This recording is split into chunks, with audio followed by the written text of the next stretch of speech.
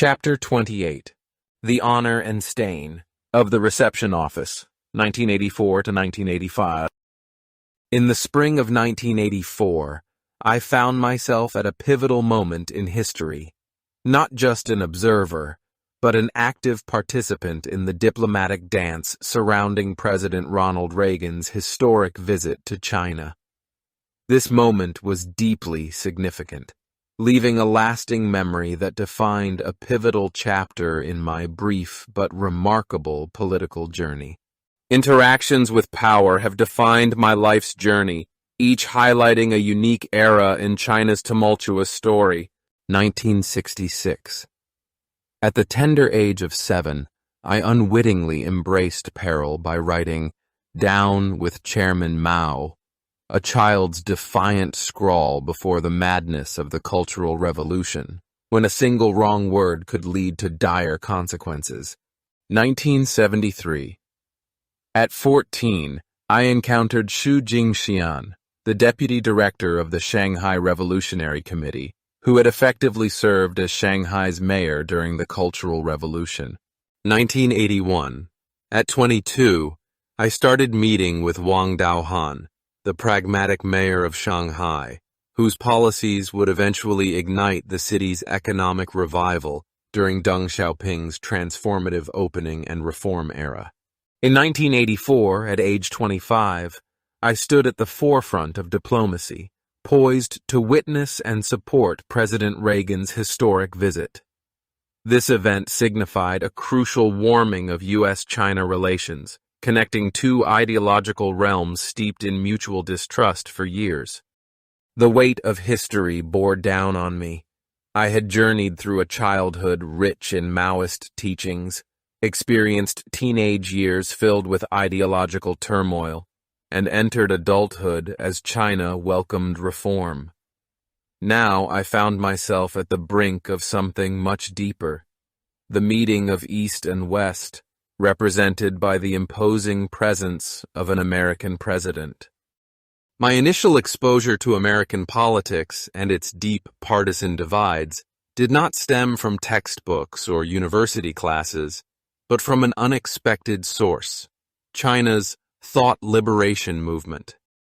After establishing diplomatic relations in 1979, Chinese state media offered unique insights into American life.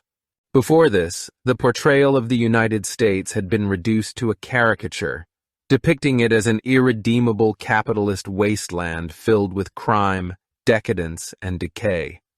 This shift marked the beginning of a new information era, enabling me to witness the contradictions of American democracy firsthand. One evening in 1982, I found myself in front of the flickering black and white display of my 14-inch television in Shanghai. Surprisingly, an American current affairs documentary had slipped past the censors, a rare feat. The focus? An unusual drama was unfolding just a year earlier outside the gates of the White House.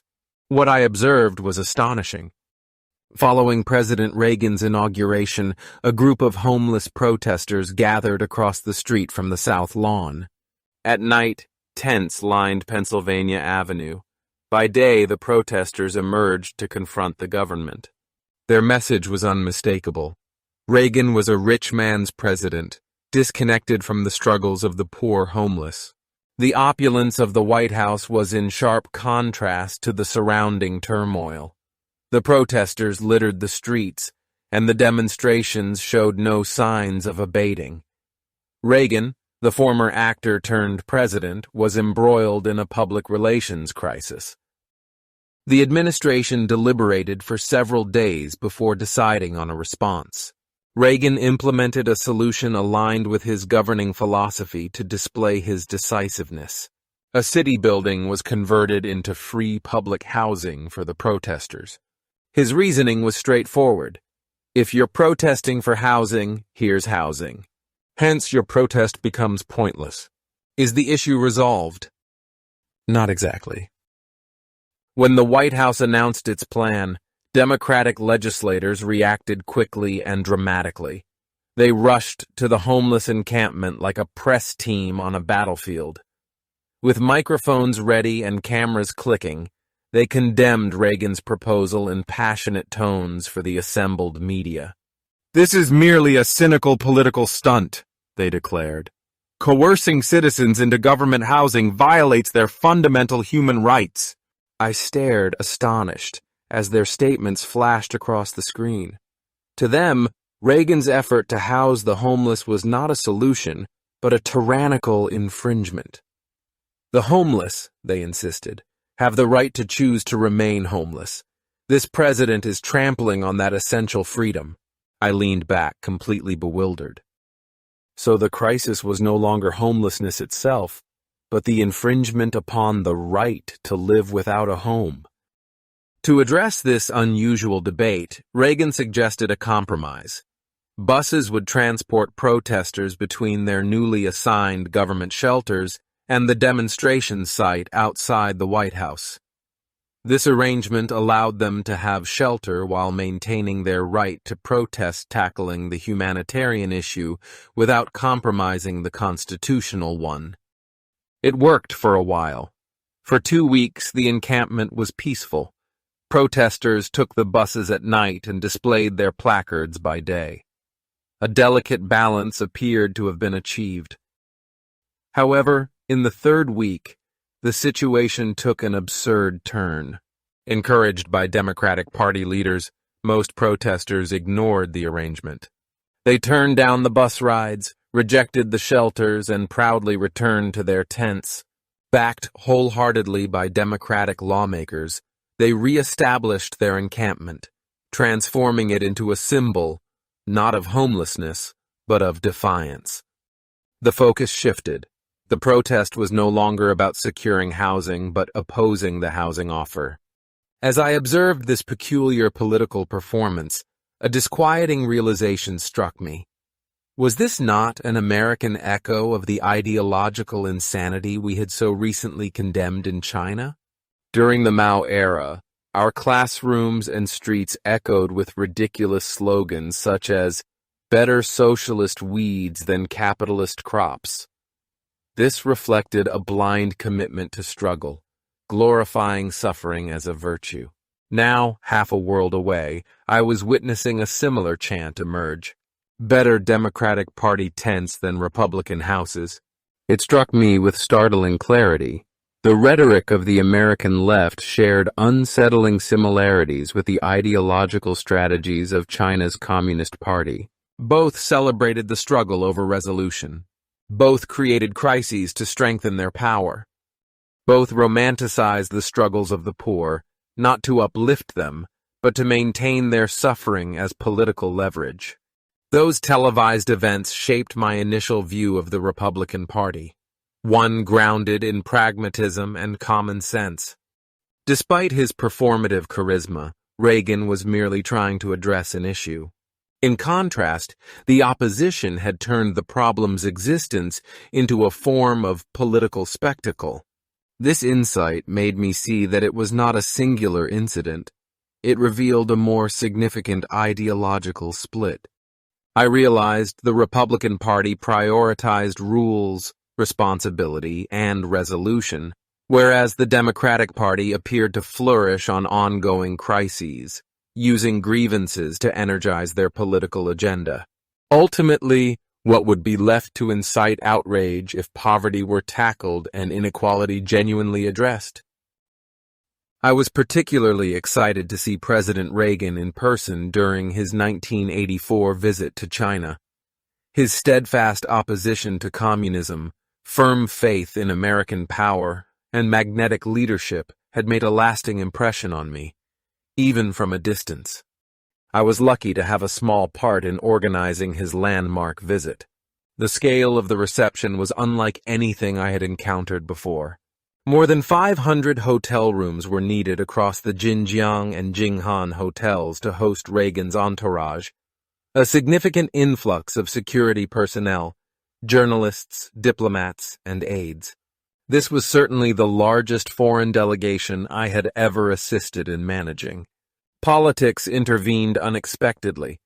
Reagan had planned a major speech at Peking University, a crucial intellectual hub in China. However, as cautious as ever, Deng Xiaoping altered his decision and stepped in just before the event. The political atmosphere was fraught behind the scenes. Only months earlier, the Chinese Communist Party had initiated a campaign against the spiritual pollution, a way to dampen liberal thoughts. In Deng's view, permitting a U.S. president recognized for promoting freedom and democracy to address China's most progressive institution posed an intolerable risk. Therefore, with his single order, Reagan's speech was relocated to Fudan University in Shanghai, a more secure and regulated venue. The change sparked a wave of coordinated responses. Our reception team, in collaboration with the Public Security Bureau, the Higher Education Bureau, and Fudan's leadership, quickly worked to adjust. The main directive was intentionally vague yet clearly understood. Remain calm, maintain a low profile, act oblivious. President Reagan was based in the central building of the Jinjiang Hotel, while his senior aides and media team were in the North Building, and additional journalists were distributed across the Jing'an Hotel. During his visit, he was accompanied by Shanghai's Mayor Wang. It felt surreal when I finally stood just a few meters away from President Reagan. Here was the man who later helped shape the Cold War's final act, whose policies would hasten the Soviet Union's decline, and whose economic vision was reshaping the global order. I had once shaken hands with Mao's revolutionaries. Now, I stood in the presence of one of democracy's most powerful icons. It was a moment etched permanently into my memory. Following his speech at Fudan University, Reagan's schedule took an unexpected twist. He was set to visit a farmer's home in Hongqiao, a stop initially aimed at showcasing rural development in China. However, what he met was a stage production disguised as reality. Our reception team conducted a routine inspection at the site 2 days before the visit. We anticipated discovering a modest farmhouse within a bustling farming village. Instead, we encountered something entirely unexpected. The home arranged for Reagan's visit was actually a 2-story office building belonging to the Hongqiao commune. It had been quickly vacated, furnished, and presented as a model farmhouse. The transformation was so crude and evident to me that it was nearly a crappy circus. To complete the charade, a loquacious commune official was cast in the role of homeowner. He had memorized his lines, rehearsed his expressions, and stood ready to welcome the president as the proud farmer, who had allegedly built the house himself. The surrounding scene rendered the deception even more ridiculous. This so-called farmhouse stood alone in the midst of a desolate field. A few vegetables and potatoes had been hurriedly planted days earlier to feign agricultural life. No other homes, barns, or livestock were in sight, just empty land and a newly paved cement road leading directly to this isolated structure. Even I, a lifelong Shanghainese in my 20s, wouldn't have wanted to visit such a lifeless, sterile environment. Yet, here we were, getting ready to bring the 73-year-old President of the United States to this soul-crushing setting. On the day of the visit, the scene was carefully choreographed. President and Mrs. Reagan arrived in a convoy, flanked by Mayor Wang and an entourage of dignitaries, security, and press. They walked along the freshly laid cement path toward the lonely 2-story farmhouse. Reagan and the First Lady were ushered upstairs to the balcony, where they stood beside their host for the cameras. Below, journalists jostled for position, recording every moment. Then the farmer began his act. "This is my vegetable garden," he said, sweeping an arm toward the sparse patches of green. "That is my orchard. And these potatoes, they all belong to me." With theatrical pride, he patted the cement railing. "I also built this house myself."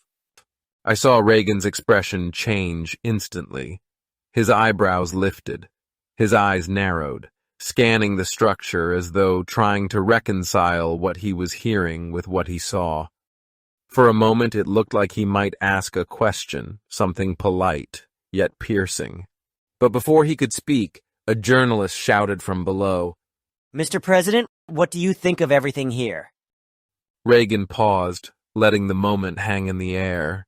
Then, with his familiar actor's timing, he flashed his signature grin and replied, "It's wonderful, especially this house. He built it himself."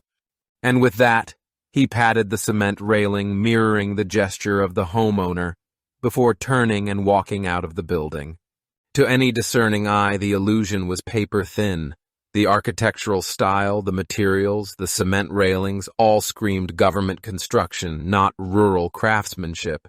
And yet the pageant proceeded without pause. I stood there, unable to comprehend what we had just done. The President of the United States had flown across the Pacific to visit one of China's most developed cities, only to be paraded through an elaborate fiction designed not to inform, but to impress.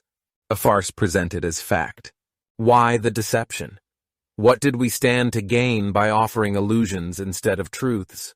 But perhaps my confusion was naive. In China, after all, performance was policy. After meeting President Reagan in Shanghai, my fascination with American politics deepened. Reaganism's bold clarity left a powerful imprint on me. For the first time, I began to study Western governance not as an abstract ideology, but as a living contrast to China's own political system. But just as the excitement over Reagan's historic visit began to fade, word came of another high-profile arrival in Shanghai, one that would peel back the polished veneer of reform and reveal a more unsettling truth beneath. Deng Pufang, the son of Deng Xiaoping, was coming to town. Unlike Reagan, Deng Pufang was neither a head of state nor a senior government official. He was the chairman of the newly formed China Disabled Persons Federation, an organization cynics whispered was created solely for him. But Deng Pufang was no ordinary guest. During the Cultural Revolution, as the eldest son of the second most significant political target of Mao, he had suffered a horrific fate, thrown from a third-story window by Red Guards, and left permanently paralyzed. His father's political fortune after Mao's death brought him back into public life. He arrived in Shanghai this time as a man cloaked in privilege. During my time at the Shanghai Municipal Government Reception Office, we welcomed numerous influential and ordinary officials.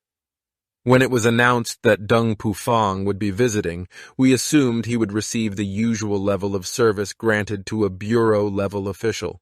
We couldn't have been more wrong. The initial surprise hit us when we learned he wouldn't be coming via plane, train, or even a government motorcade. Instead, he was arriving on a Navy warship. That was unheard of before. In addition, he wouldn't be disembarking. Rather, the city's foremost leaders, the first and the second party secretaries, were set to board the ship to pay their respects. Later that evening, we escorted Mayor Wang for a separate visit, climbing the gangplank as though we were visiting royalty. In the halls of our office, the whispers began. He made the secretaries go to him on a warship. This feels like some ancient imperial ritual bowing before the emperor's son. I've never seen anything like this. Even the old revolutionaries never got this treatment. It was not just a visit. It was a declaration. It was a display of power that clearly showcased the rising class of princelings' offspring of the revolutionary elite who now held sway through inherited privilege. Then came the next surprise, the shopping spree. During his time in Shanghai, Deng Pufang indulged in extravagant purchases, tailored suits, imported luxury items, and designer goods. Several colleagues were assigned to accompany him from store to store, managing lists and transactions like discreet attendants. Here's the twist: most of his purchases went unpaid. The expenses were quietly covered by the reception office and categorized as state hospitality costs.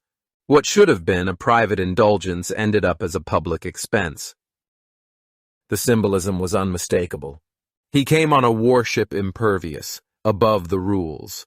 He left with Shanghai's elite goods at taxpayers' expense. What was presented as reform now clearly reeked of entitlement.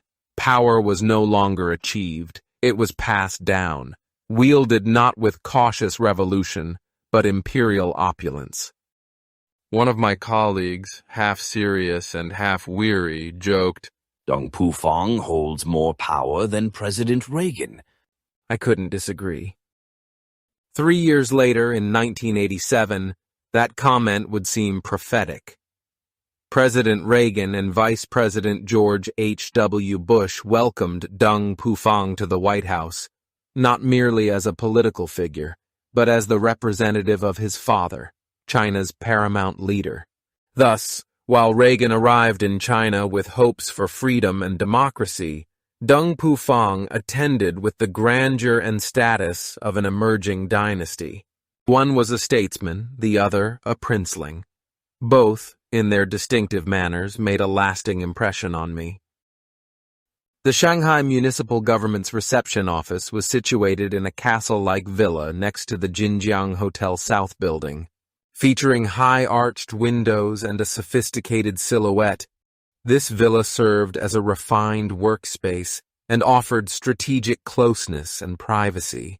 These qualities were vital for a team responsible for managing the sensitive arrivals and departures of China's most influential visitors. Inside, we comprised a streamlined group of 13, 3 directors, 7 department heads, 1 driver, 1 typist, and me. Almost all of us were ex-military, chosen for our skills, allegiance, and political trustworthiness.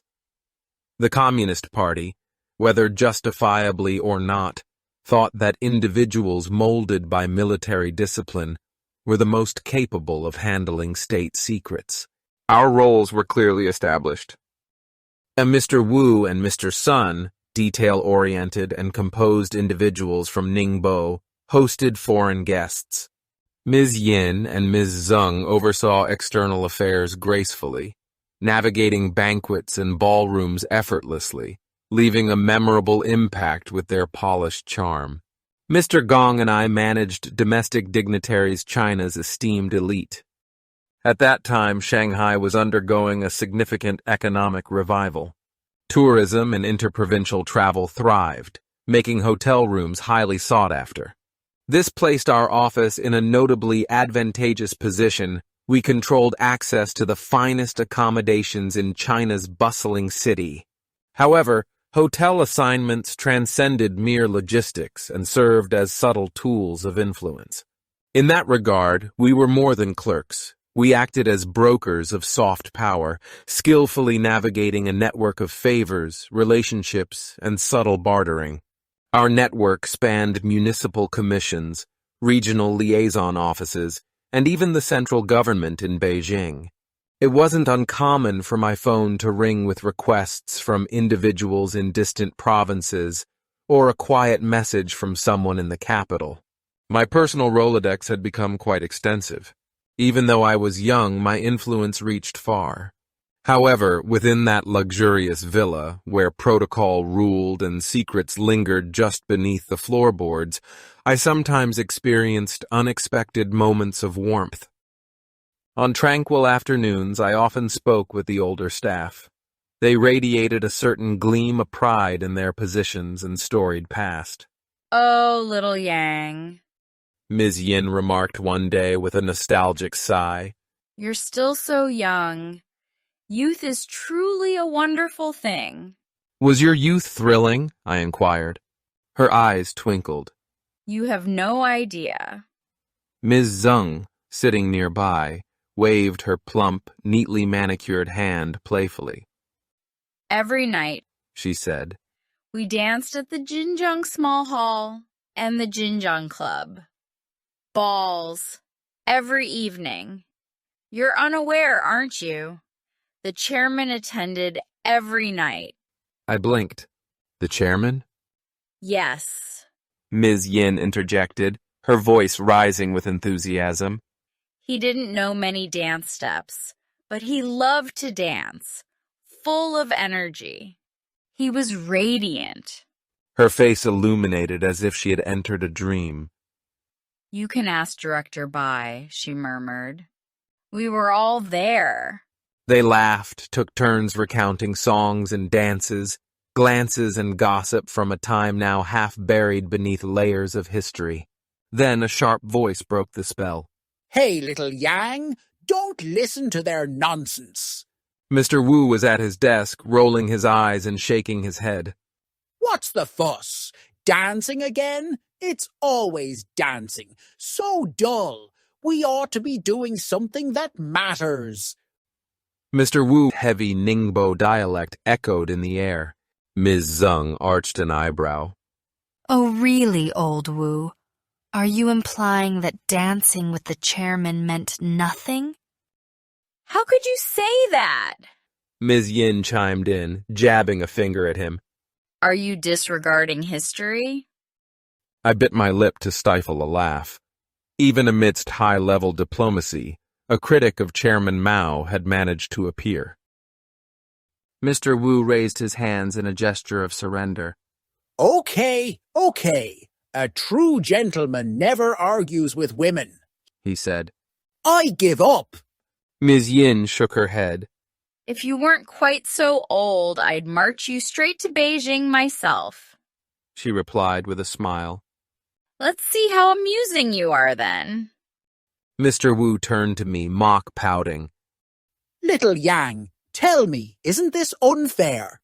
I work hard, and they dream about ballroom shoes and makeup. What kind of workplace is this? It was like watching a group of teenagers arguing in the lunchroom, except these were senior cadres who had once been in the inner circle with Chairman Mao, whom I accidentally opposed during my kindergarten years. But beneath the nostalgia and teasing, a storm was quietly brewing. One morning I found 3 empty desks, Mr. Wu's, Ms. Yin's, and Ms. Zeng's. Mr. Gong leaned in and whispered, Do you know Wu's in trouble? My heart skipped. What happened? He glanced around and lowered his voice further. He was caught last night, fooling around with a woman. The patrol team handed him over to the Public Security Bureau. My eyes widened. Who was the woman? Mr. Gong looked at me, his lips curling into a half smile. It was Miss Yin. The shock was like a slap. Within days, the scandal spread quietly but decisively. Mr. Wu and Ms. Yin were both removed. Ms. Zeng, for reasons never officially explained, was also transferred. Shortly thereafter, Mr. Wu retired early, and Ms. Yin took administrative roles at the Jinghan Hotel. The office was reorganized, given the name Shanghai Municipal Government Reception Office, upgraded to a bureau-level department, and relocated to a larger building across the street. However, beneath the polished smiles and carefully crafted reports, I observed how even the most disciplined exteriors could falter when power intersected with secrecy.